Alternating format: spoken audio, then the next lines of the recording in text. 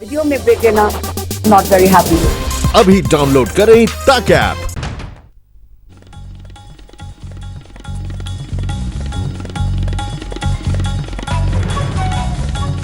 नमस्कार, आप देख रहे हैं आज तक। मैं हूं आपके साथ रोहित सरदाना। एलएसी पर चीन से तनातनी के बीच इस वक्त एक बड़ी खबर आ रही है। सेना के सूत्रों का कहना है कि कल से अब तक जो समझौते की कोशिशें हो रही हैं उनका कोई खास असर नहीं हुआ है। सीमा पर हालात तनावपूर्ण बने हुए हैं। बातचीत से हालात में कोई बदलाव नहीं आया।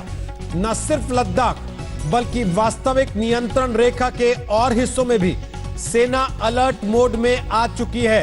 आपको बता दें कि चीन ने एक बार फिर एलएसी पर भारत के साथ धोखा किया।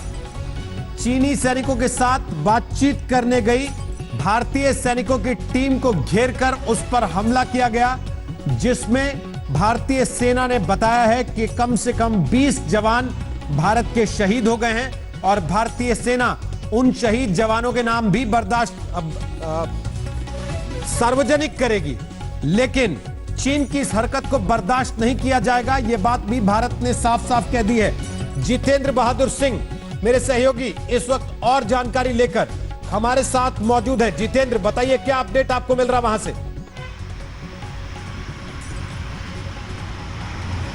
देखिए रोहित, ग्राउंड पर जो सिचुएशन है वो अभी भी वैसे ही बनी हुई है। जो सूत्रों ने जानकारी दी है उसके मुताबिक सेना ने अलग अलग जगहों पर लाइन ऑफ एक्चुअल कंट्रोल की जो स्थिति है वहां पर अलर्ट भी जारी करते हुए और ज्यादा ट्रूप्स की संख्या बढ़ा दी है।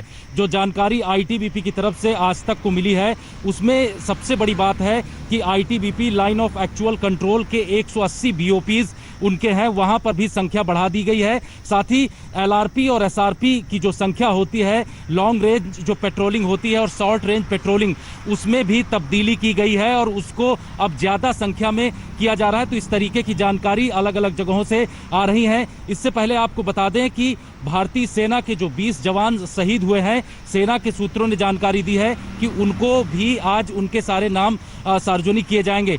जिस तरीके की घटना हुई है गलवान वैली में, वहां को देखते हुए बड़े स्तर पर अब जो मीटिंग हुई थी, कल 4 मीटिंग हुई थी। मीटिंगों का जो सिलसिला चला उसमें सीसीएस की मीटिंग सबसे महत्वपूर्ण थी रोहित, और इस मीटिंग में तमाम महत्वपूर्ण विषयों पर चर्चा की गई और वर्तमान स्थिति को भी देखा गया कि उसको किस तरीके से आगे बढ़ाना है। लेकिन सबसे बड़ा चीज है कि ग्राउंड की सिचुएशन अभी भी वैसे ही बनी हुई है, वहां पर किसी भी तरीके का परिवर्तन दिखाई नहीं पड़ रहा है। आईटीबीपी के डीजी जो है वो कल गृह मंत्री अमित शाह को उन्होंने हर एक जगह की जानकारी दी है, क्योंकि उत्तराखंड हो या फिर हिमाचल प्रदेश, इसके अलावा जो दूसरी जगहें हैं अरुणाचल प्रदेश, वहां पर चीन की क्या स्थिति है उसकी भी पूरी विस्तृत रिपोर्ट आईटीबीपी के डीजी ने गृह मंत्री अमित शाह को दी है। तो वर्तमान समय में जो स्थिति है उसको पूरी जानकारी चाहे डिफेंस मिनिस्ट्री हो, विदेश मंत्रालय हो या गृह मंत्रालय, सभी अधिकारियों से ले रही है और इस पर आगे क्या कदम उठाया जाएगा उस पूरी सिचुएशन को इस वक्त मॉनिटरिंग भी किया जा रहा है। और वापस आते हैं जितेंद्र आपके पास। इस समय की एक और बड़ी खबर आ रही है। कांग्रेस नेता राहुल गांधी ने ट्वीट किया है और सरकार पर निशाना साधा है। राहुल गांधी ने लिखा है कि अब बहुत हो चुका है, प्रधानमंत्री नरेंद्र मोदी चुप क्यों हैं, वो क्या छुपा रहे हैं, ये सवाल राहुल गांधी ने पूछा है। राहुल गांधी ने लिखा है कि हम जानना चाहते हैं आखिर क्या हुआ, बहुत हो चुका है, हमें जानना है कि आखिर हुआ क्या।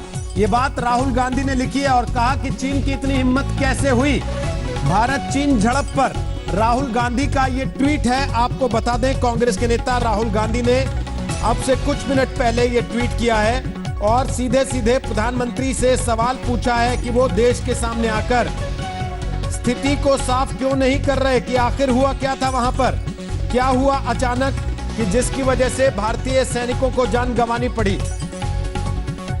हिमांशु मिश्रा हमारे सहयोगी इस समय लाइव आ चुके हैं। हिमांशु, बोलिए, क्या जानकारी आपके पास आ रही? देखिए, मैं आपको बता दूं कि सरकार की तरफ से तो ये दोनों कोशिश की जा रही है कि सेना जो है वो जवाब भी दे और कूटनीतिक स्तर के ऊपर जो है भारत एक स्ट्रेटेजी तैयार कर रहा है, रणनीति तैयार कर रहा है। रोहित, मैंने ये बात पहले भी कही थी कि कल सेना की तरफ से स्टेटमेंट आया और उसके बाद विदेश मंत्रालय की तरफ से भी स्टेटमेंट आया था कि जो घटना हुई है उसमें चीन जो है वो अपने आप को बड़ी पावर दिखाने की कोशिश कर रहा है और यही कारण है कि भारत डिप्लोमेटिक स्तर पर जो है चीन को जो है वो एक्सपोज करना चाहता है कि भारत बातचीत के जरिए रास्ता सुलझाना चाहता था, लेकिन चीन ने जिस तरीके की हरकत की और जिससे भारतीय सेना के जवान शहीद हुए हैं वो एक बड़ी घटना है और भारत चाहता है कि विदेश स्तर पर जो है, विदेशों के मंच पर जो है उस पर इस बात को उठाया जाए और सेना भी जो है वो लगातार अपनी ये कह सकते हैं कि मजबूती के साथ वहीं खड़ी है बॉर्डर पर और सामना कर रही है चीन का। ये एक चीज ये है कि भारत की तरफ से 1 इंच पीछे नहीं हटा जाएगा जब तक मामला बॉर्डर नहीं पर जाता तो सेना जवाब देगी, लेकिन राहुल गांधी को तो सरकार को ही जवाब देना पड़ेगा ना। सरकार की तरफ से इतना सन्नाटा क्यों है कल से? देखिए, सरकार की तरफ से स्ट्रेटेजी बनाई जाती है। अगर कोई सवाल विपक्ष की तरफ से उठाया जा रहा है तो सरकार की प्रायोरिटीज में जो है अगर ये कहा जाए तो अभी सबसे पहले इस सिचुएशन को देखना है, इस सिचुएशन को हैंडल करना है। विपक्ष सवाल उठा रहा है, विपक्ष को बाद में भी जवाब दिया जा सकता है और राहुल गांधी के बारे में ये कहा जा सकता है जब भी इस तरीके की घटना होती है तो वो सरकार पे सवाल जरूर उठाते हैं और लेकिन जब भी मौका मिलता है तो प्रधानमंत्री या गृह मंत्री या अन्य कोई वरिष्ठ मंत्री जो है राहुल गांधी को जवाब जरूर देते हैं, लेकिन सिचुएशन को पहले हैंडल करने की जरूरत है। और शायद राहुल गांधी ने जो सवाल उठाए हैं वो उठाए ठीक है, लेकिन उसकी टाइमिंग गलत हो सकती है क्योंकि इस वक्त भारत सरकार पर सवाल ना उठाना ज्यादा अच्छा रहता है उनके राजनीति के लिए। ये कह सकते हैं क्योंकि विपक्ष और सरकार की सत्ता पक्ष की लड़ाई तो चलती रहेगी, लेकिन जब एकजुट होकर दिखना और यही बात प्रधानमंत्री हमारे सहयोगी लगातार वहां से जानकारी देंगे। जितेंद्र बहादुर सिंह, अशरफ वानी, हमारे तमाम सहयोगी संवाददाता देश के अलग अलग हिस्सों में इस वक्त मौजूद हैं। वो सब लगातार नजर रखे हुए। विश्वासघात बर्दाश्त नहीं होगा, शहादत का हिसाब होगा। 1962 के बाद पहली बार भारत और चीन के बीच तनाव चरम पर है। जिस तरह से लद्दाख के गलवान इलाके में चीन ने धोखे से निहत्थे भारतीय सैनिकों पर हमला किया, उसने चीन के इरादों को बेपर्दा कर दिया। इस विशेष बुलेटिन में हम सामरिक विशेषज्ञों के साथ इस अहम मुद्दे पर बात करेंगे और साथ ही अपने संवाददाताओं के जरिए भारत और चीन के बीच तनाव की पल पल की जानकारी आपको देंगे। लेकिन पहले आपको जल्दी से अब तक का अपडेट हम दिखा रहे हैं कि गलवान में असल में हुआ क्या था। झड़प की यह घटना 15-16 जून की रात हुई थी। भारतीय सैनिकों का दल कमांडिंग अफसर कर्नल संतोष बाबू की अगुवाई में चीनी कैंप में गया था। आपको बता दें कि भारतीय दल कोई हथियार लेकर नहीं गया था क्योंकि जिस चीनी कैंप में वो गए थे वहां रोजाना कर्नल स्तर की बातचीत हो रही थी।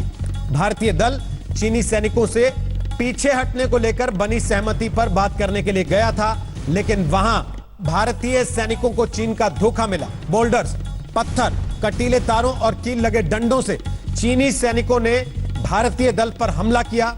कमांडिंग अफसर और हवलदार को जवान तुरंत अपने खेमे में लेकर लौट आए। हालांकि इस दौरान जख्मी कुछ सैनिक वहीं रह गए। करीब 40 मिनट के बाद भारतीय सैनिकों ने चीनी गुस्ताखी का पूरी ताकत से जवाब दिया। भीषण हिंसक झड़प हुई। हमले में 50 से ज्यादा चीनी सैनिक जख्मी हुए। भारत का जवाब इतना तगड़ा था कि चीनी कैंप के ब्रिगेडियर स्तर के अधिकारी ने हाथ उठाकर शांति का इशारा भी किया। आपको बता दें कि झड़प जिस पॉइंट पर हुई उसके ठीक नीचे उफनती हुई श्योक नदी बहती है। कई सैनिकों के नदी में गिरने की खबर आई। कई जख्मी सैनिक इलाके में 0 से कम तापमान की वजह से अपने जख्मों से उबर नहीं पाए और शहीद हो गए। भारत की तरफ से जारी आधिकारिक बयान के मुताबिक 20 जवान शहीद हुए हैं। चीन ने अपने नुकसान को लेकर मुंह खोलने की हिम्मत अब तक नहीं दिखाई है, लेकिन खबर है कि नुकसान उधर भी हुआ है और तगड़ा हुआ है। चीन के 43 सैनिक या तो मारे गए हैं या फिर बुरी तरह से जख्मी हो गए हैं। चीन के इस धोखे से पूरा देश गुस्से में है। दिल्ली में इसे लेकर कल लगातार बैठकें होती रहीं। रक्षा मंत्री राजनाथ सिंह और सीडीएस और तीनों सेना प्रमुखों ने मुलाकात की, मीटिंग की। विदेश मंत्री एस जयशंकर के साथ भी मीटिंग हुई और फोन पर प्रधानमंत्री नरेंद्र मोदी को इस बात की तफसील से जानकारी दी गई। कल रात पीएम मोदी ने cabinet committee on security affairs की बैठक ली और इस पूरे मामले की जानकारी ली। अब बड़ा सवाल यह है कि अब क्या होगा। चीन के इस धोखे का जवाब भारत की तरफ से क्या मिलेगा, क्योंकि चीन बातचीत से तो कम से कम मानने को तैयार नहीं हो रहा।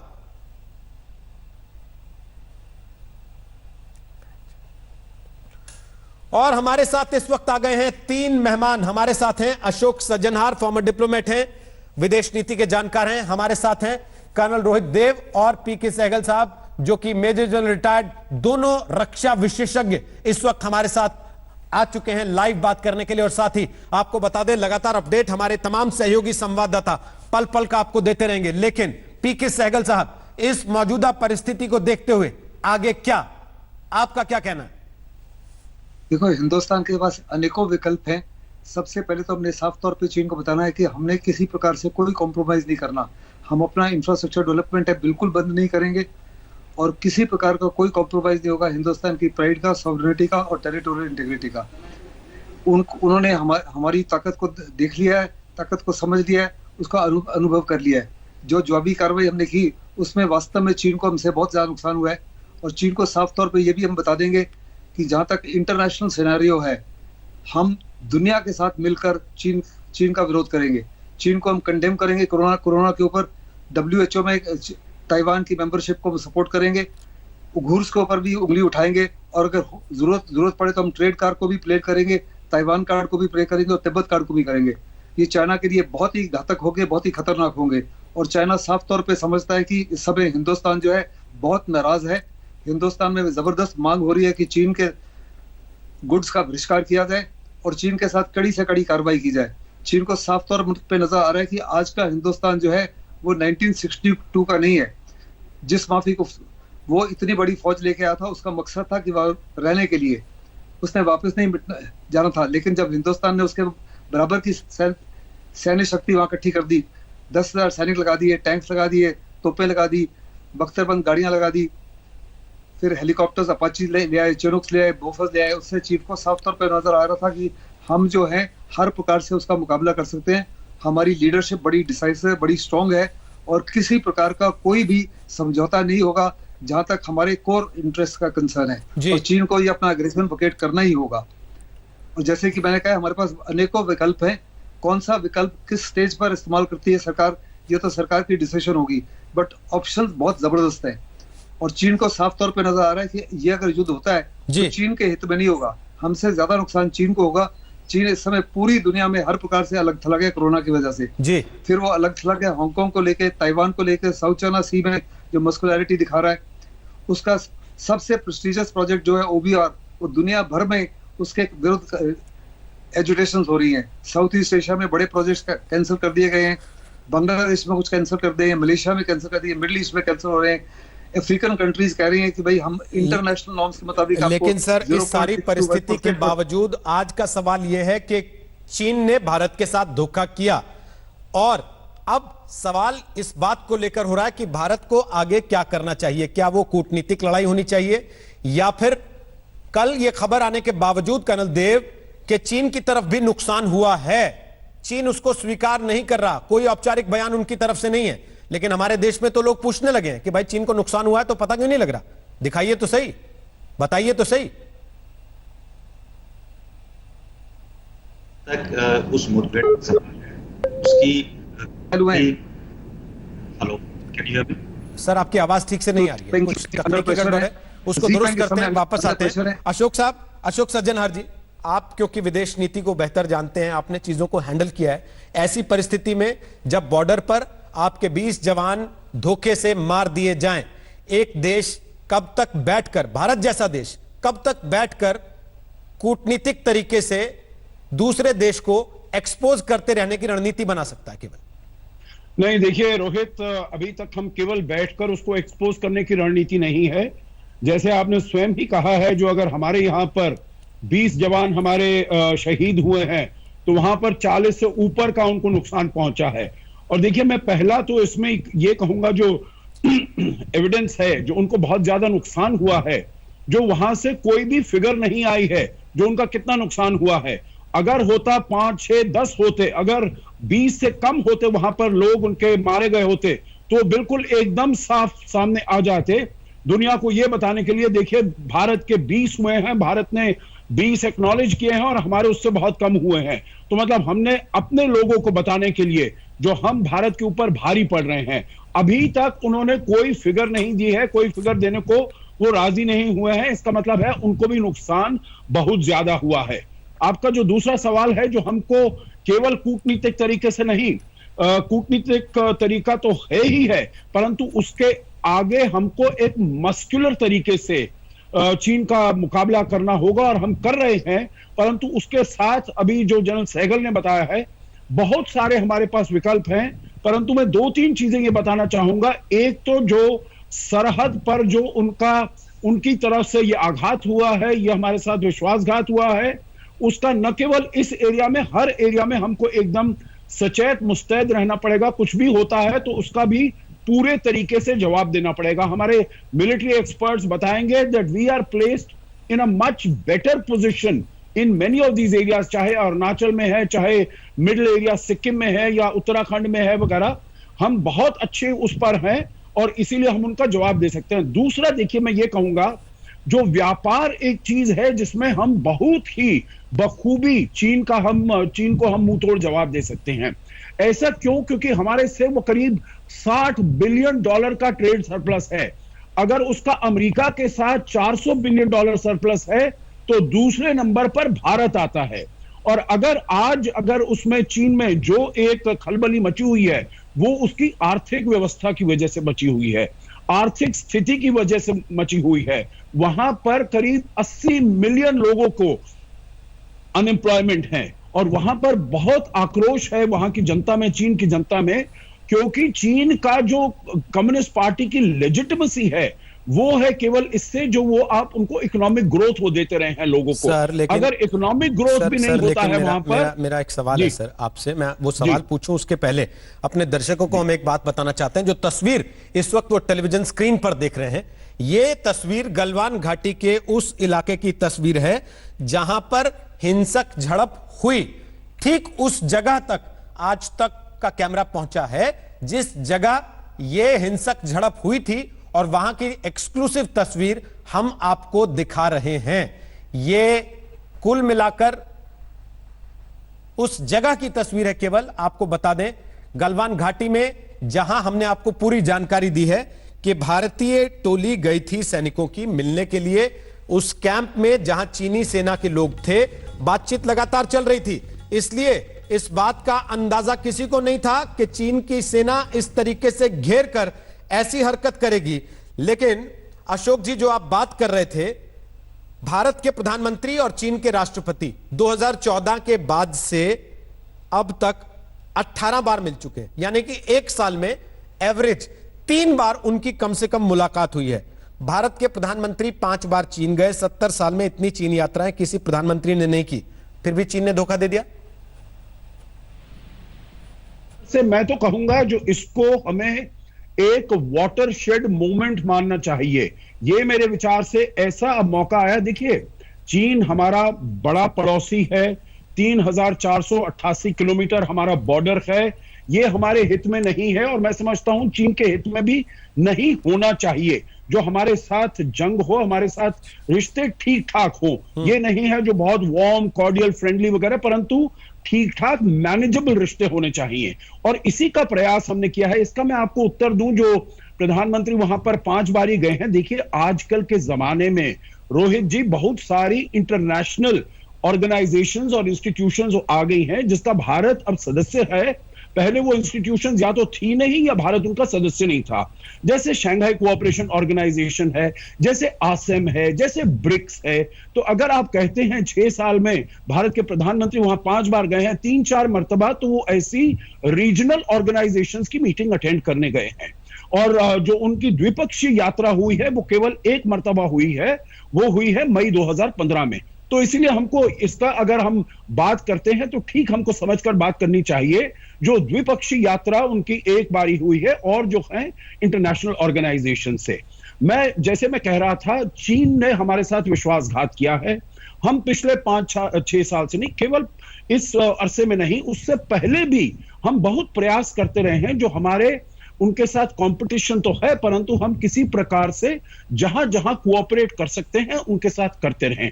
पर मेरे ख्याल से अब ये जो है ये बिल्कुल एक वाटरशेड मोमेंट है, ये बिल्कुल एक टर्न ओवर है। जो अब मेरे ख्याल से हालात जो हैं, जो हमारे संबंध हैं, वो बिल्कुल वैसे नहीं रह सकते जैसे कि इससे पहले थे। एक हम प्री कोविड, आफ्टर कोविड की बात करते हैं, अब मेरे ख्याल से बात करनी होगी प्री जून 15 और उसके बाद पोस्ट जून 15। मेरे ख्याल से उसमें जो हालात हैं बहुत ही भिन्न होंगे जो कि इससे पहले थे। मैं वापस आपके पास आऊंगा इस सवाल को लेकर सर, कि उस समय पर जब दो देशों के बीच इस तरीके की स्थिति आ गई हो, बातचीत चल रही हो, एक तरफ तनाव बना हुआ हो, दूसरी तरफ कूटनीतिक तरीके से सिचुएशन को डिफ्यूज करने की कोशिश की जा रही हो, एक देश की सरकार की पहली जिम्मेदारी अपनी विपक्षी पार्टियों को एड्रेस करना होती है, देश के लोगों को एड्रेस करना होती है, या उस टेंशन को एड्रेस करना होती है? मैं वापस आऊंगा आपके पास इस सवाल को लेकर। उसके पहले अशरफ वानी हमारे सहयोगी इस समय श्रीनगर से हमारे साथ लाइव मौजूद हैं। अशरफ, क्या खबर आपके पास आ रही है? तनाव लगातार बना हुआ है, यह बताया गया, लेकिन तनाव बना हुआ का मतलब क्या है? रोहित, बिल्कुल आपने सही कहा। तनाव जो है वो बहुत ज्यादा बना हुआ है लद्दाख में, पूरी लाइन ऑफ एक्चुअल कंट्रोल पर, न सिर्फ गलवान घाटी में जहां पर ये भीषण जो कई दशकों में पहली बार इस तरह की हिंसक झड़प चीनी और भारतीय सेना में हुई है, बल्कि दूसरे भी जितने भी पॉइंट्स हैं जिन पर तनाव की स्थिति कई सालों से चल रही है, चाहे फिंगर 4 हो, पैंगोंग लेक में दिमचुक हो या फिर डीबीओ हो, सभी जगहों पर जो है अलर्ट कर दिया गया है भारतीय सेना को, और लगातार जो है भारतीय सेना की डिप्लॉयमेंट जो है वो पूरे इस इलाके में, क्षेत्र में बढ़ाई जा रही है। काफ़ी गुस्सा है उन जवानों में जिनके कमांडिंग ऑफिसर इस झड़प में मारे गए हैं, और उनको भी शांत करने की कोशिशें लगातार वहां पर हो रही है। लेकिन आपको मैं इस वक्त एक महत्वपूर्ण खबर ये बता दूं कि लद्दाख श्रीनगर से जो हाईवे, एक ही मात्र हाईवे है जो साल में सिर्फ कुछ महीने खुला रहता है, श्रीनगर लेह हाईवे, उसको फिलहाल आम लोगों के यातायात के लिए बंद कर दिया गया है। ये अभी अभी हमारे पास जानकारी मिली है कि सोनमर्ग से आगे किसी भी सिविलियन वाहन को जाने की इजाज़त नहीं है और उन्हें वहां पर रोका गया है, क्योंकि कुछ ही 1-2 महीने पहले ये सड़क खुली थी।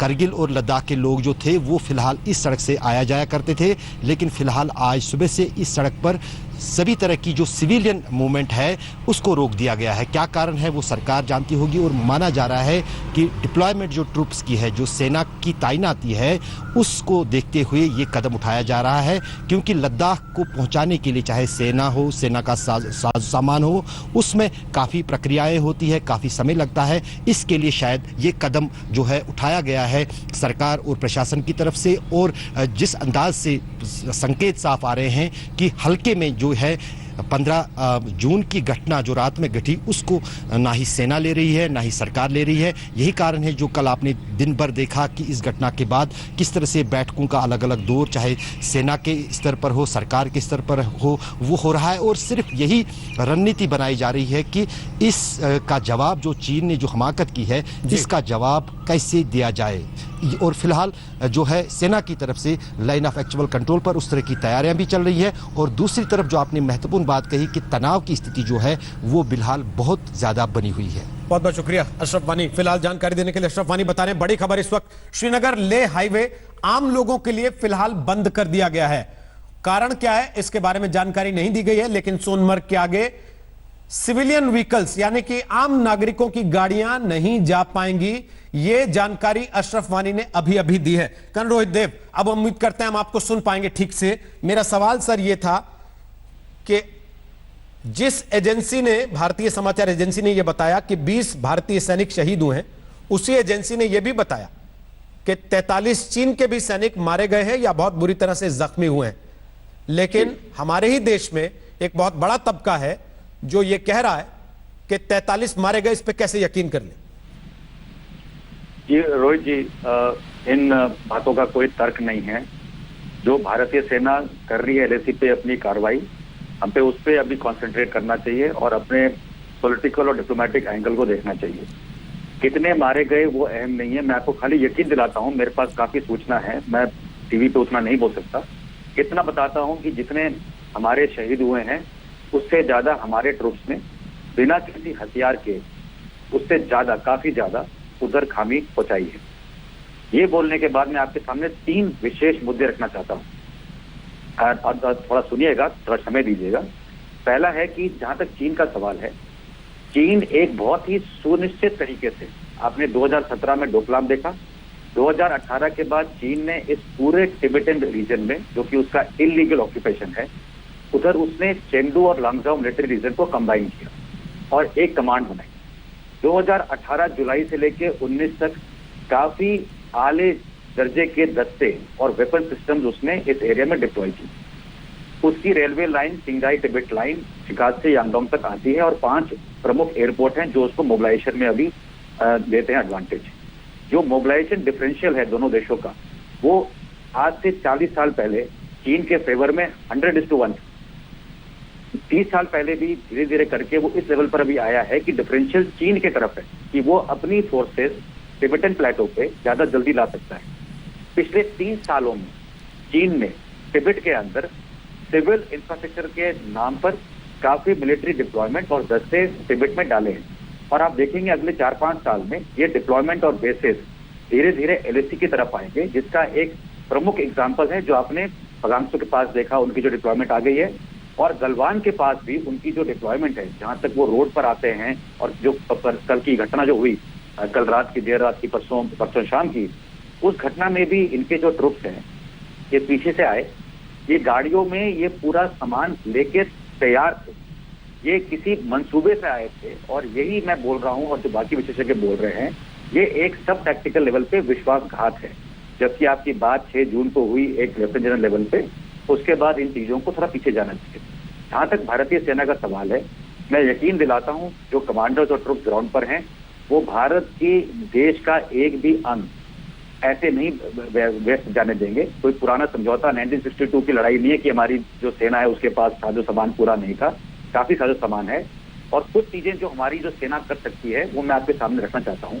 पहला है जो कि इस यूनिट का जो कल हुआ ये हादसा, ये यूनिट वहां से एक्चुअली डी-इंडक्ट होने वाली थी कुछ दिनों बाद, और अभी ये यूनिट को वहां रखना चाहिए और उस यूनिट का जो कमांड एलिमेंट है, जो सीओ है, कोई पुराना सीओ उस यूनिट का वहां जाना चाहिए।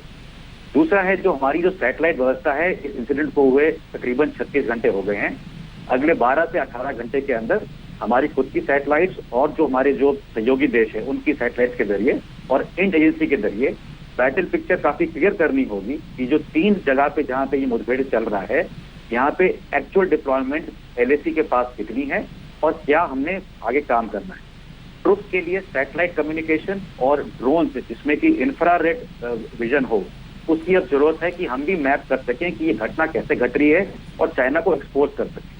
जहां तक आपने इस रोड की बात की जो बंद कर दिया गया है, इस पे अभी आप देखेंगे हाई स्केल मोबिलाइजेशन होगी रिजर्व की। हमारे देश में इस टाइम पर मई, जून, जुलाई में अक्लेमेटाइज्ड ट्रुप्स होते हैं हमारे रिजर्व फॉर्मेशन के, कई क्षेत्रों में होते हैं, मैं उनके नाम नहीं ले सकता आपके सामने। उसकी मूवमेंट होगी, माउंटेन इन्फेंट्री फॉर्मेशन की मूवमेंट होगी, और जहां तक मेरा मानना है आप देखेंगे कुछ मैकेनाइज्ड फॉर्मेशन की भी रैपिड मूवमेंट होगी, चाहे वो बाय रोड हो रही हो उनके दस्तों की, चाहे वो C-130 से अभी एयरलिफ्ट हो, और उसके बाद आप देखेंगे चिनूक जैसे जो हमारे पास अभी साजो सामान है उसके द्वारा इनको अंडरस्लंग कुछ पॉइंट्स पे, चाहे वो गलवान हो चाहे आगे हो, वहां पे ले जाने की जरूरत है। जरूरत ये भी है कि जो हमारे ट्रुप्स जो अक्लेमेटाइज जा रहे हैं उनकी विंटर स्टॉकिंग की तैयारी की जाए। मैं समझता हूं कि कुछ स्पेसेस हमको मिलेंगे इंडियन आर्मी को आने वाले 3-4 महीने में, जो प्रोडक्टिवली हमने दुश्मन का ऊडा लूप का मतलब हुआ उसका जो ऑब्जर्व, ओरिएंट, डिसीजन और एक्शन साइकिल है, उसको तोड़ते हुए हमने कुछ ऐसे स्पेसेस ऑक्यूपाई करने होंगे जिससे कि जो बार्गेनिंग लेवरेज है वो हमारी तरफ आए। कोई कमजोर आर्मी नहीं है हमारी। मैं और भी चाहूंगा कि जो आईटीबीपी की आपने बात की वो अच्छा है, वो मेरी भी परसों कहीं बात हो रही थी, वो अच्छा है कि वो रिजर्व मूव हो गए हैं और वो जो बीओपीज हैं वो बीफ अप हो रही हैं। ठीक। जहां तक सवाल है एयरफोर्स का, कुछ रिलोकेशन आप देखेंगे अभी होते हुए, और सर्वेलेंस एसेट जो हैं वो बढ़ेंगे एलएसी के ऊपर से हो, चाहे वो डिवाइसेस हो ग्राउंड फोर्सेस के पास। ठीक है सर। अभी विंटर स्टॉकिंग का जो मैंने आपको मुद्दा बताया वो एक बहुत ही अहम मुद्दा है जी, और मैं चाहूंगा कि एडिक्वेट क्लोथिंग और बुलेट प्रूफ आइटम्स हैं वो भी जाएं, और अहम क्वालिटी के जो पुलिसिंग आइटम्स हैं, क्योंकि वहां पे वेपन्स खोलने की भी क्षमता नहीं है, बट फिर भी जो पेट्रोलिंग होती है मैं समझता हूं कल रात। ठीक सर, इस चर्चा को आपके साथ आगे बढ़ाते हैं, लगातार इस पर हम बात कर रहे हैं और ये कवरेज लगातार जारी है। आगे हम अशोक जी से और सहगल साहब से सवाल पूछें, लेकिन उसके पहले इस वक्त की हेडलाइंस आपको दिखा देते हैं। तो चीन की सेना ने एक बार फिर भारत को धोखा दिया, बातचीत करने गई फौजी टुकड़ी पर हमला किया गया। इस रिपोर्ट में हम आपको दिखाएंगे कि आखिर कैसे चीन की सेना से बड़ी साजिश के तहत हमारे जवानों पर धोखे से हमला कराया गया। क्या थी चीन के इस खेल की पूरी इनसाइड स्टोरी। धोखेबाज चीन ने एक बार फिर यह साबित कर दिया है कि वो पीठ पर खंजर घोंपने की अपनी नियत से कभी बाहर निकल ही नहीं सकता। उसकी फितरत ही ऐसी है, वो दोस्ती की आड़ में धोखे की चाल चलता है, दाग में उलझता है, अरुणाचल में परेशानी बढ़ाता है। हमारे जांबाज अफसर और जवानों की शहादत के पीछे की कहानी सुनेंगे तो चीन की बदनीयती का खौफनाक चेहरा सामने आ जाएगा। सरहद पर तनाव के बीच ये तय हो गया था कि 15 जून को एलएसी के पास सरहद पर चीन सेना का जमावड़ा कम होगा। चीन की सेना गलवान क्षेत्र में अपने इलाके में वापस लौटेगी। दोनों पक्षों के बीच पहले से सहमति थी कि 16 जून को भारतीय सेना के बड़े अधिकारियों की बैठक से पहले चीन की सेना पीछे हटेगी ताकि अच्छे माहौल में आगे की बात हो सके। लेकिन इस सहमति के बावजूद जब चीन की सेना में कोई हरकत नहीं दिखी तो 16 बिहार रेजिमेंट के कर्नल संतोष बाबू के नेतृत्व में भारतीय सेना का छोटा दल चीनी पक्ष के साथ बातचीत के लिए गया। चर्चा के दौरान चीनी सेना पीछे हटने के मूड में नहीं दिखी, वो जानबूझकर टाल मटोल करते रहे। खबर है कि इसके बाद चीन की सेना ने भारतीय जवानों को घेर लिया और लाठी पत्थरों और कांटेदार तार से हमला करने लगे। इस भिड़ंत के दौरान एक भारतीय जवान की तुलना में मौके पर चीन के 3 जवान थे, लेकिन इसके बावजूद भारतीय सैनिकों ने अचानक किए गए इस हमले का न सिर्फ डटकर मुकाबला किया बल्कि मुंहतोड़ जवाब दिया। करीब 3 घंटे तक दोनों पक्षों में झड़प होती रही। इस हाथापाई में कमांडिंग ऑफिसर संतोष बाबू को गंभीर चोटें आईं।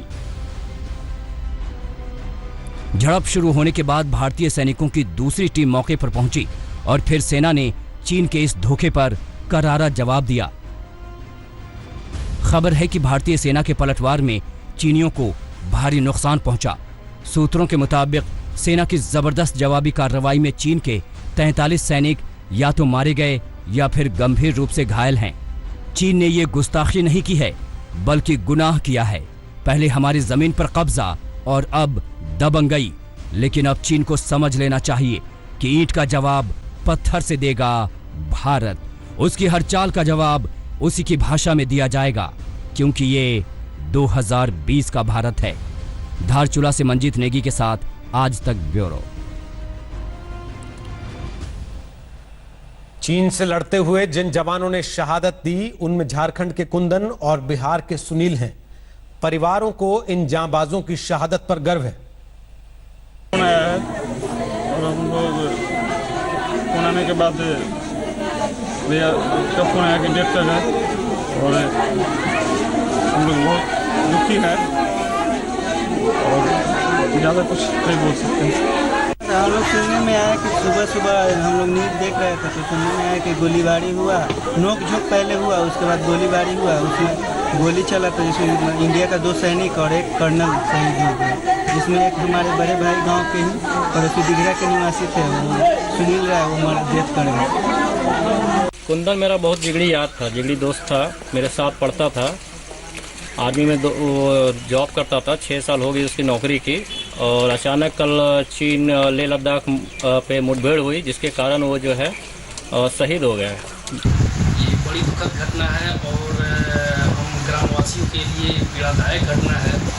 मैं उनको विनम्र श्रद्धांजलि अर्पित करता हूँ और जहाँ तक मैं जानता हूँ कि वो हमारे बचपन के मित्र भी रह चुके हैं, तो आज ये हमारे लिए अपूर्णीय क्षति है, एक दोस्त के नाते भी, एक सैनिक के नाते भी और एक भारत माता के सपूत के नाते भी। हमें शहीद कुंदन ओझा जी पर हमेशा उनके बलिदानी पर गर्व रहेगा। और हम आपको बता रहे हैं कि लगातार हम आपको तस्वीरें दिखाते रहेंगे उन जवानों की जो शहीद हुए चीन के इस धोखे की वजह से। एक एक चेहरा आपको पहचान लेना चाहिए जिन्होंने देश के लिए अपनी जान गंवाई है चीन के इस धोखे की वजह से। मेजर जनरल रिटायर्ड पीके सहगल हमारे साथ हैं, कर्नल रिटायर्ड रोहित देव हमारे साथ हैं और अशोक सज्जनहार साहब हमारे साथ हैं। तीनों से हम लगातार बात कर रहे हैं, मौजूदा परिस्थिति को समझने की कोशिश कर रहे हैं और आगे देश की प्रतिक्रिया इस मामले में कैसी हो सकती है, कैसी होनी चाहिए, इसकी भी पड़ताल करने की कोशिश हम इन मेहमानों के जरिए कर रहे हैं। सहगल साहब, अब जब राहुल गांधी ने भी सवाल उठा दिया कि देश को बताइए तो कि क्या हो रहा, हमारे सामने क्यों नहीं रखते आप पूरी परिस्थिति, आपको लगता है कि सरकार को सामने आकर औपचारिक तौर पर ब्रीफिंग करके सारी चीजें रखनी चाहिए सामने, क्या हुआ, कैसे हुआ, कब हुआ, क्यों हुआ? देखो, जहां तक अपोजिशन का ताल्लुक है, अपोजिशन का हक बनता है कि सरकार से सवाल पूछे, लेकिन उसका टाइमिंग और उसका डिस्क्रिप्शन बड़ा इंपॉर्टेंट है। इस समय पूरे देश को एकजुट होकर सरकार के पीछे और फौज के पीछे खड़ा होना है, और ऐसे समय में इस माफी का सवाल पूछे मेरे मुताबिक गलत है। सरकार एप्रोप्रिएट पॉइंट ऑफ टाइम पर देश के सामने सब आंकड़े साफ तौर पर रखेगी। जिस माफी की ट्रांसपेरेंसी हम दिखा रहे हैं, उस माफी की ट्रांसपेरेंसी चीन नहीं दिखा रहा। इसके अलावा मैं 2-3 चीजें और बोलना चाहता हूँ कि चीन जो है दुनिया को दर्शाना चाहता था कि एक बड़ी उभरती हुई शक्ति के ऊपर वो हामी हो सकता है। अगर वो वास्तव में हामी हो जाता तो साउथ चाइना सी में बाकी देश डर जाते, लेकिन उल्टा पड़ा। उसके धोखे के बावजूद भी हिंदुस्तान की सेना उसके ऊपर हामी पड़ी। हिंदुस्तान की सेना पहली दुनिया में सबसे रिस्पेक्टेड सेना है, उसकी इज्जत और बढ़ जाएगी, हिंदुस्तान की छवि बढ़ेगी, चीन की छवि और चीन की सेना की छवि गिर जाएगी। साउथ चाइना सी में और ईस्ट चाइना सी में Japan, Vietnam, Indonesia are not pushovers, लेकिन वो चीन के सामने उस माफी की हिम्मत नहीं दर्शा रहे थे जिसमें दर्शाने की आवश्यकता थी। अभी इन सब जो है इनको भी काफी से ज्यादा हौसला मिलेगा, इनको ताकत मिलेगी। और जहां तक लाइन ऑफ एक्चुअल कंट्रोल और मस्कुलैरिटी की किसी ने बात की थी, हम 80% इलाके पे हामी हैं, और अगर सरकार हुक्म देती है तो हम अगर रिपोर्ट करते हैं तो कई जगह पर चीन के अंदर घुस के उसकी जमीन को पकड़ सकते हैं, लेकिन हमारी एक्सपेंशनिस्ट पॉलिसी नहीं है। अगर ट्रेड ऑफ करना पड़े और हमको जवाबी कार्रवाई में कोई चीन की जमीन काबू करनी पड़े तो मैं दावे से कह सकता हूँ 80% इलाकों में हम हामी है चीन के ऊपर। हमारी 2.25 लाख ट्रुप जो है LAC के ऊपर डिप्लॉयड है फ्रॉम ईस्ट टू वेस्ट। ये फुली एक्लाइमेटाइज है, बैटल टेस्टेड है। चीन में एक भी सिपाही या एक भी ऑफिसर जो है आज वो बैटल टेस्टेड नहीं है। चीन की फौज जो है कागजों के ऊपर तकड़ी है, ग्राउंड के ऊपर अगर आप इंटरनेशनल जितने भी United Nations peace keeping mission में जब हमले हुए हैं साउथ सूडान में, चीन की सेना बाहर ही नहीं निकली तंबू से, और जब उनके कैंप के ऊपर हमला हुआ तो अपने हथियार छोड़ के भाग गई। उनको भी हिंदुस्तानी सैनिकों ने बचाया। पूरी दुनिया में चीन की सेना का रिकॉर्ड जो है एब्सोल्युटली 72 और 3rd रेट है, और हिंदुस्तान की सेना के गुण गाए जाते हैं पूरी दुनिया में। वास्तव में ये चीन ने अपने धोखेबाजी से हिंदुस्तान को मौका दे दिया है, ये दर्शाने के लिए कि चीन से किसी प्रकार को किसी को डरने की आवश्यकता नहीं है। वो केवल और केवल पेपर टाइगर है। आप हिम्मत दिखाइए, उसके सामने खड़े होइए और देखिए वो झुक जाएगा। उसने सोचा था हिंदुस्तान को डराएगा, हिंदुस्तान को दबाएगा, साइकोलॉजिकल वॉरफेयर करेगा, प्रेशराइजेशन करेगा।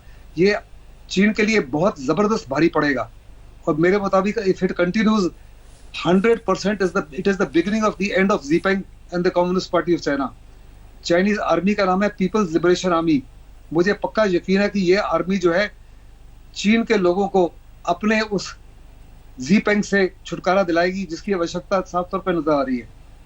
और मेरे मुताबिक ज़ीपेंग ने बड़ा गलत कदम उठाया है हिंदुस्तान को ललकारने का। हम बार बार कहते थे कि 62 का हिंदुस्तान नहीं है, आज 2020 का हिंदुस्तान है।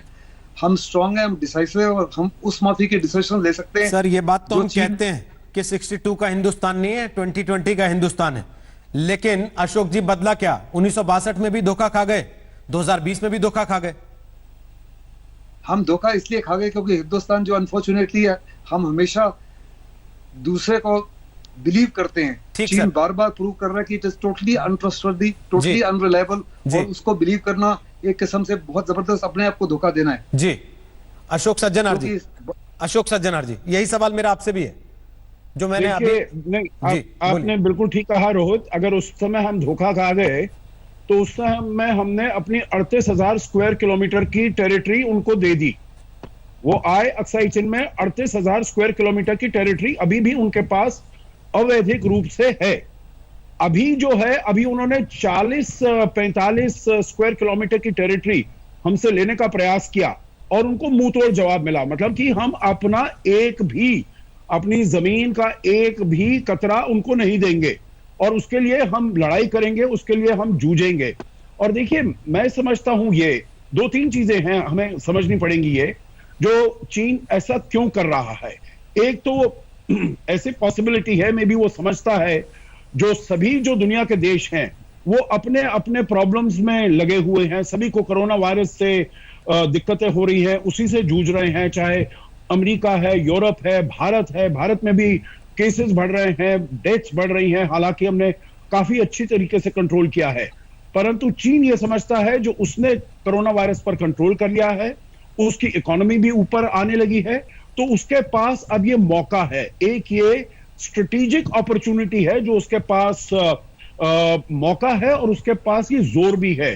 पीएलए है, काफी वो समझता है, जो काफी सशक्त उसका फोर्स है, जिससे कि वो जो कुछ भी चाहता है, जो कुछ भी टेरिटरी हथियाना चाहता है, सबसे पहले तो ये समझना है जो चाइना एक एक्सपेंशनिस्ट पावर है, चाइना एक रिविजनिस्ट पावर है। जो भी दुनिया में टेरिटरीज हैं जिसको अपनी मानता है, उसने सोचा ये अच्छा मौका है जो हम जाकर उसको हड़प लें। तो न केवल भारत के विरुद्ध ये कर रहा है, पर जैसे और पैनलिस्ट ने कहा, साउथ चाइना सी में भी, चाहे वो वियतनाम के विरुद्ध हो, फिलीपींस के विरुद्ध हो, मलेशिया के विरुद्ध हो, इंडोनेशिया के विरुद्ध हो, सभी के विरुद्ध वो कर रहा है।